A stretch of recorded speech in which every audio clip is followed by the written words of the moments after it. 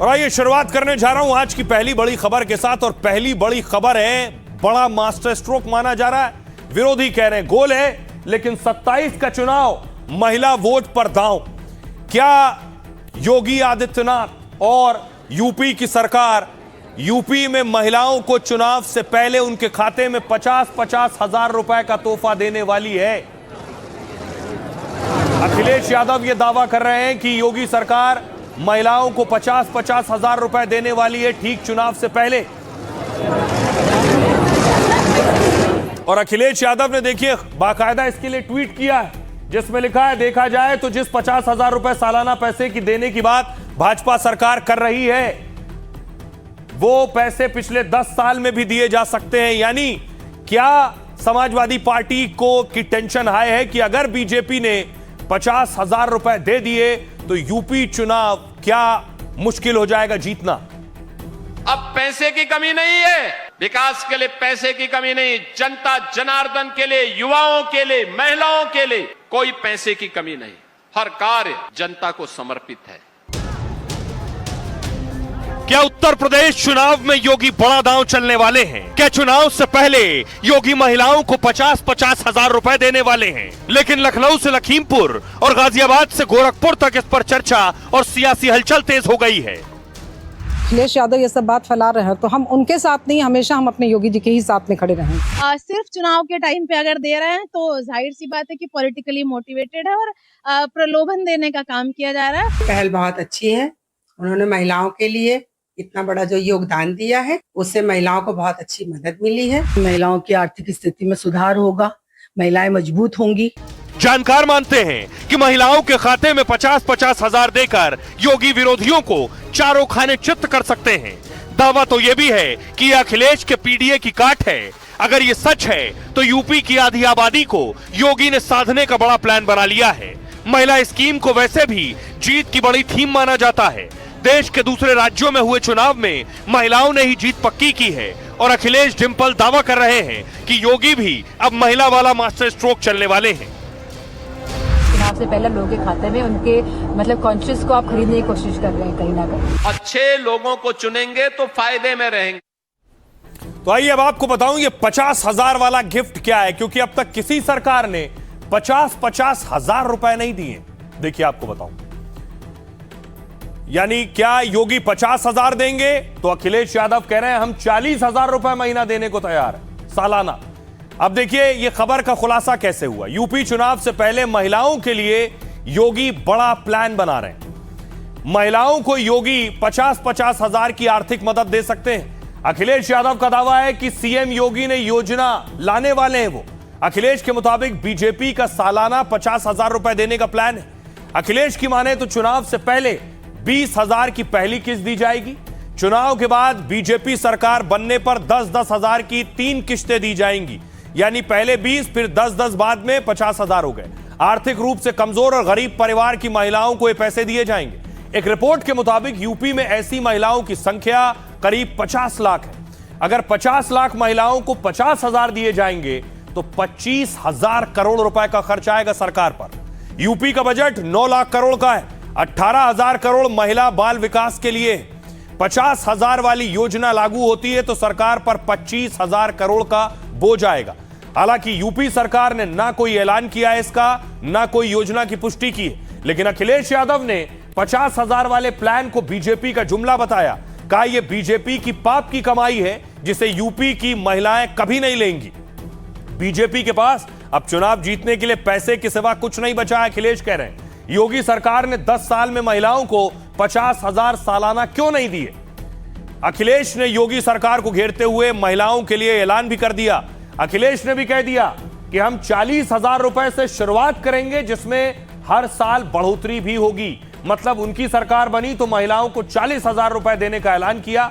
जानकारी से महिलाओं के लिए 40,000 बनाम 50,000 का प्लान बता रहे हैं। और यूपी में 2027 के चुनाव के लिए बड़ा मास्टर स्ट्रोक बता रहे हैं। यानी ये लड़ाई को और दिलचस्प बना देगा। सुनिए सियासतदानों को। हमने बिहार में भी देखा था कि चुनाव से पहले किस तरह सरकार ने सबके महिलाओं के खातों में पैसे पहुंचाने का कार्य किया था, और हमने ये भी देखा महाराष्ट्र में भी इस तरह का कार्य हुआ है। तो हम इसकी बात के लिए तैयार है। हम जानते हैं कि सरकार कुछ ना कुछ इस तरह का करेगी, लेकिन समाजवादी पार्टी इस बात के लिए तैयार है। चुनाव से पहले लोगों के खाते में उनके मतलब कॉन्शियस को आप खरीदने की कोशिश कर रहे हैं कहीं ना कहीं, तो हम बिल्कुल इस बात में एग्री नहीं करते। सरकार को अपना कार्य करना चाहिए पूरा। आपने 10 साल तो भ्रष्टाचार कर दिया।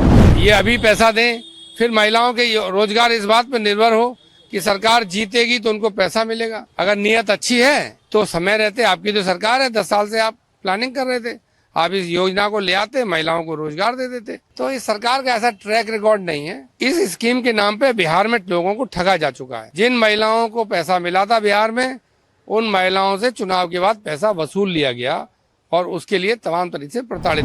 याद रखना, ये कांग्रेस और ये समाजवादी पार्टी ये विरासत के विरोधी भी है और विकास के भी धुर विरोधी है। इनको इससे कोई लेना देना नहीं है। और महिलाओं के तो जन्मजात विरोधी है। बेटी की सुरक्षा के लिए यही सपाई खतरे बने हुए थे और उस समय कहावत ही चल पड़ी थी कि देख सपाई बिटिया घबराई। इन लोगों से सतर्क रहने की आवश्यकता है। सतर्क रहेंगे तो हमेशा सुरक्षित रहेंगे। आप देखते होंगे कि जैसे ही इनसे कोई सटेगा तो खतरा उतना ही बढ़ेगा। योगी कह रहे हैं इनसे सटेगा तो खतरा बढ़ेगा, लेकिन ये योजना जो महिलाओं को आर्थिक सहायता के लिए होती है, ये कितना काम करती है? आपको याद होगा महाराष्ट्र में भी ऐसी योजना थी, बीजेपी सत्ता में आई। ऐसी योजना मध्य प्रदेश में थी, फिर बीजेपी सत्ता में आई, और ऐसी योजना असम में थी। हिमंता बिस्वा शर्मा फिर एक बार सीएम बन गए। अब मैं आपको बताऊं, देखिए कौन कौन सी इस तरह की महिलाओं को पैसे देने वाली स्कीम थी जिससे जमीन पर फायदा नजर आया है। देखिए जरा उन योजनाओं का असर क्या हुआ। सबसे पहले देखिए नारी स्कीम और जीत की थीम। मध्य प्रदेश में लाडली बहना योजना 1250 रुपए महीने दिए जाते हैं। मोहन यादव सीएम है। दूसरी तरफ महाराष्ट्र में माझी लाडकी बहन 1500 रुपए महीना दिया जाता है इसमें। छत्तीसगढ़ में महतारी वंदन 1000 रुपए महीना दिया जाता है। बंगाल में लक्ष्मी भंडार 1500 से 1700 रुपए महीना दिया जाता है। दिल्ली महिला समृद्धि 2500 रुपए महीना दिया जाता है दिल्ली में। झारखंड मैया सम्मान 1000 रुपए महीना महिलाओं को दिए जाते हैं। असम अरुणोदय 1250 रुपए दिए जाते हैं। पंजाब में देखिए मावा धिया सत्कार 1000 से 1500 रुपए दिए जाते हैं। यानी कोई राज्य बचा नहीं है, कोई पार्टी बची नहीं है, किसी एक पार्टी पर इल्जाम नहीं लगाया जा सकता। कर्नाटक गृह लक्ष्मी कांग्रेस की सरकार है, 2000 रुपए महीना दिया जाता है। आंध्र प्रदेश आदा विद्या योजना 1500 रुपए महीना यहां दिया जाता है। तो हर राज्य में इस तरह की स्कीम है, पार्टी कोई भी हो, सरकार कोई भी हो। सुनिए जरा महिलाएं क्या कह रही हैं इस पर।